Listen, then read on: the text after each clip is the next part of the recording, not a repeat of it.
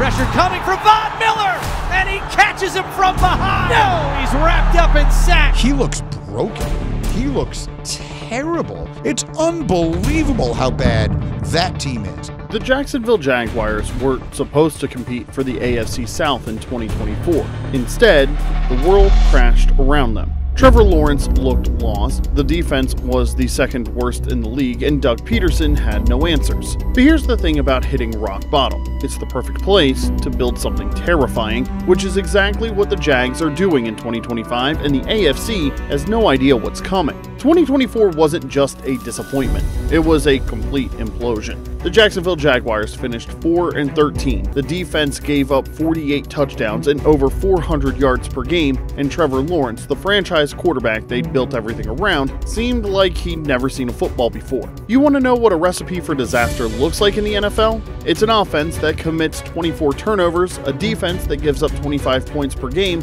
and a coaching staff incapable of doing anything about it. All of this with a team that made the playoffs in 2022 and was supposed to own the AFC South for the next decade. Instead, they became the punchline of every Monday morning sports show. The window wasn't just closing in Duval County, it had been slammed shut and boarded up. But sometimes you have to tear everything down to build something better. And if you appreciate what we're building here at SnapCount, hit like and subscribe because every one of them helps.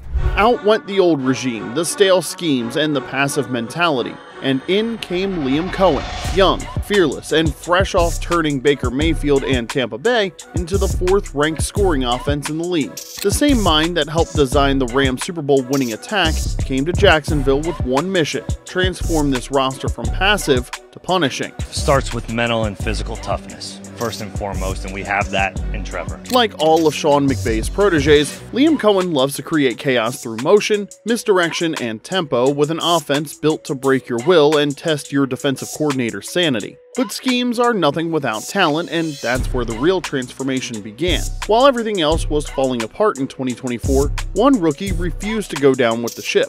Brian Thomas Jr., the LSU product who wasn't supposed to be ready, who critics said was too raw for the NFL, well, he proved them wrong.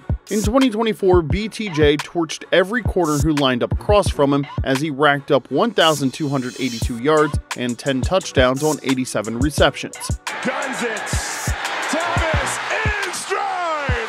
The rookie Thomas down at the 6. All three of those stats are franchise rookie records, by the way, and they all came while playing on the worst team in the division. Brian Thomas Jr. didn't wait for permission. He didn't wait for better quarterback play, he just went out and dominated. In the wreckage of 2024, he was the only bright light, the only reason to tune in on Sundays, and the foundation of something special. But one receiver doesn't make an offense, and that's where April changed everything. Leading up to the 2024 draft, everyone was asking the same question: who's gonna get Travis Hunter and how will they use him? Then came a move that shook the league. The Jaguars traded up to the second overall pick and selected the most unique prospect in NFL history, Travis Hunter. The Jacksonville Jaguars select Travis Hunter. A Heisman Trophy winner and the first true two-way star since the leather helmet days, Travis put up 1,258 receiving yards and 15 touchdowns on offense in his last year at Colorado, to go along with 4 picks and lockdown coverage on defense, all in the same season. About to find out if a true two-way player can work in the NFL. What else can you say about number 12? In Jacksonville, Hunter won't be a gimmick or part-time player. He'll be a full-time nightmare for opposing coordinators on both sides of the ball. A wide receiver 2 alongside Brian Thomas Jr. on offense, cornerback 1 on defense, and a problem the AFC has never seen before. Because how do you game plan for a player who can beat your best corner, then turn around and shut down your best receiver? This isn't college anymore, and this isn't a publicity stunt. This could be the evolution of football, and Jacksonville may have just thrown down the gauntlet. But make no mistake, Hunter and Thomas aren't operating alone. This offense has gone from toothless to absolutely terrifying in one offseason. In year 2, Brian Thomas Jr. is already a proven wide receiver 1 with 4.4 speed and elite body control. Travis Hunter will be lining up everywhere, forcing defenses to show their hand, and former Commander Dyami Brown is a guy who can attack the field at all 3 levels. Taking a deep shot down the middle of the field for Brown. He's got it! Add in Brenton Strange, a 6'4" beast and red zone mismatch that will finally be the guy at tight end after the departure of Evan Ingram, and in the backfield there's going to be a three-headed monster. Travis Etienne has the speed and the effortless glide. Tank Bigsby brings the punishment, and rookie Bashal Tuten out of Virginia Tech has some serious home run juice and a receiver's hands. Three backs who can all run, catch, and block, coupled with 5 receivers who can line up anywhere, and a quarterback who finally has the weapons to unleash his arm. That's a recipe for success. Heading into 2025, this isn't the same conservative Jags offense that sleepwalked their way through 2024. This is organized chaos, built to attack every level of the defense on every single snap. Laser focus from the start.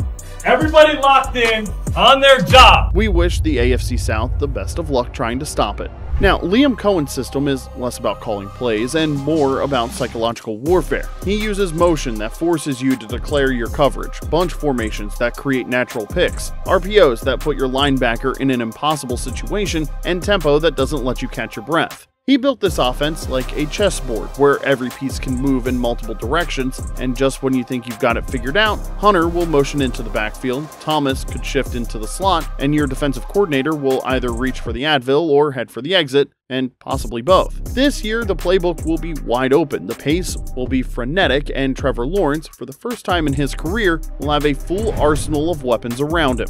Trust us when we tell you this won't be the same quarterback who threw 7 interceptions last year. Lawrence will finally look like the player Jacksonville drafted first overall, and he'll finally be playing in a system designed to showcase his talents with weapons that can turn any play into 6 points. Last year, they were the league's biggest joke. This year, they might be the AFC's biggest problem. Because we're about to find out what happens when you surround Trevor Lawrence with elite weapons and a defense that can get stops. Now, are we saying the Jags defense is elite? No, not yet.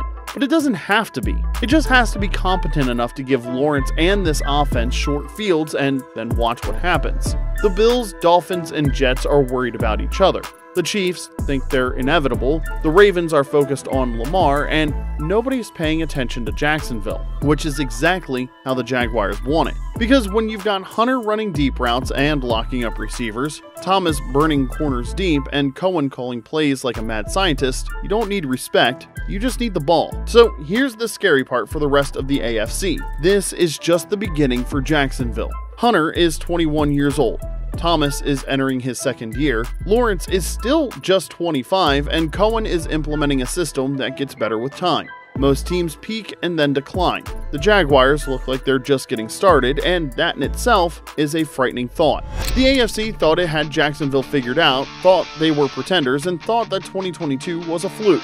They were wrong. This isn't a comeback story. It's not a typical rebuild. This is a complete transformation from a laughingstock to a legitimate threat. From passive to punishing. From pretenders to, well, we'll see. But one thing's for certain. The Jacksonville Jaguars are loud again, and this time, they've got the firepower to back it up. So here's the question. Are the Jaguars for real this time, or is this just another false dawn in Duval? We'd love to get your take, so drop it in the comments section below. Smash that like button if you think Jacksonville is about to shock the AFC, and subscribe to SnapCount for more stories that matter. Because we don't just cover the games, we cover the transformations that change entire seasons. The Jaguars are coming, and the AFC, they better get ready.